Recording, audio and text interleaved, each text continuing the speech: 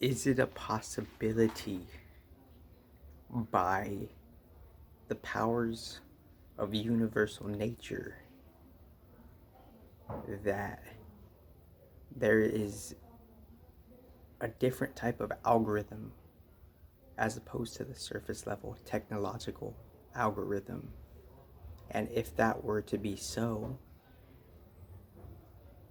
then the energy that predates and is, something of a pre-creation from the post-creation of a surface level technological algorithm, then it could be thought of as a higher magnitude of energy, and the higher magnitude of energy would have more quote unquote control and maneuverability, end quote, just already as is. So we're kind of underestimating the intelligence of, quote unquote, God's universe, end quote, and we're misinterpreting and misdefining what God is, because we could, like, imagine in an imaginary like way put ourselves in a position of God's this, God's that, God's not this, God's not that, like, because there's all these theories, but that there is some sort of signature and imprint and influence that's coming from some sort of super intelligence that's arranging, organizing, and managing everything to be so that it is, for everything to be like compensated, for the sun to shine, etc. So, with that being said, it's like, is it that what we give God, He gives us, He gives that back to us? What we give God, that's what we get back, but it's over the lifetimes. We're so compartmentalized and we're so caught up within just this linear thinking, within just this, more limited thinking, this more constricted thinking, and this more compressed thinking. We're literally caught up in that. And we wouldn't necessarily suppose, like, is there an algorithm that actually manages my spirit to my material body? And if that were to be so, we're underestimating that greatly, because that takes care of everything underneath the technological algorithm in itself. So as that takes care of that, it must have been something that, where we're at, because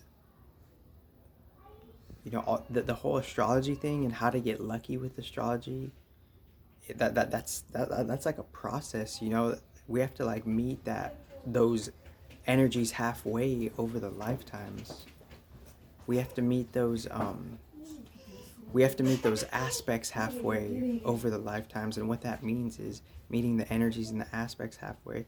Knowing is like a third of the battle or whatever, participating is another third, and actually like upholding it and maintaining it is like the last third. That, like, as far as, from like coming from within to without, coming from, spirit to materializing, to that quote unquote perfect materialization, for it to be upheld, sustained, and embodied on a modern level.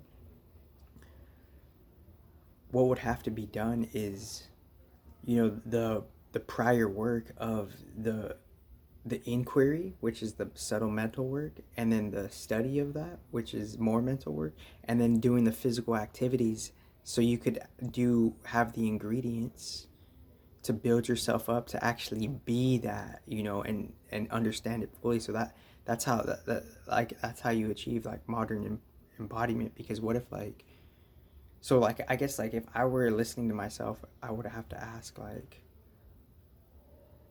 if I'm just new to myself and I'm a stranger to myself, hypothetically speaking, of course, I would have to ask myself, like, well, how could you prove, like, there's like God has an algorithm that is above technology and its infrastructures and algorithms? How could you prove that? Well, for technology to even have its own foundation, and for it to like move from somewhere to somewhere, that it already has something of a fixed travel destination itinerary, GPS like direction, and within that direction, different, other beings from other places have their different, their different pr- provocations and their influences and their leverages and their implications and their impacts on how that is so. So like one of the main points I wanted to drive home, and I'm on a time crunch right here, but one of the main points I wanted to drive home here was just like, how we could feel into like maybe God has an algorithm for spiritual living, from what like from where, because like we can't really predict the future. So how would we like more or less like not necessarily predict the future, but if something else could predict the future, how would that like go about to predict the future to begin with? It would have to have some type of algorithm. And on my Instagram, on a private video, I actually do a whole 1 hour seminar on like specifically like intuitively defining specifically what an algorithm is. And this could casually connect to that video. So, skews the whole like, jambalaya soup, articulation presentation. But like how could we prove there's like like God's algorithm like to like that's more or less intermingled with the technological algorithm? Or it's kind of self-evident. The answer would be it's kind of self-evident because we get what we have based on a certain level of exchange on a certain, and that exchange is predicated by a particular type of like unknown spiritual causes and effects, because we only have so much choice because there's so many other influences making energetic choices for us that were influenced. So we have a micro percentage of free will. So that's kind of like what I want to say. Like, is this life on a low key level? All of it is God's algorithm. And this technological algorithm, it's just the byproduct after effect, lesser algorithm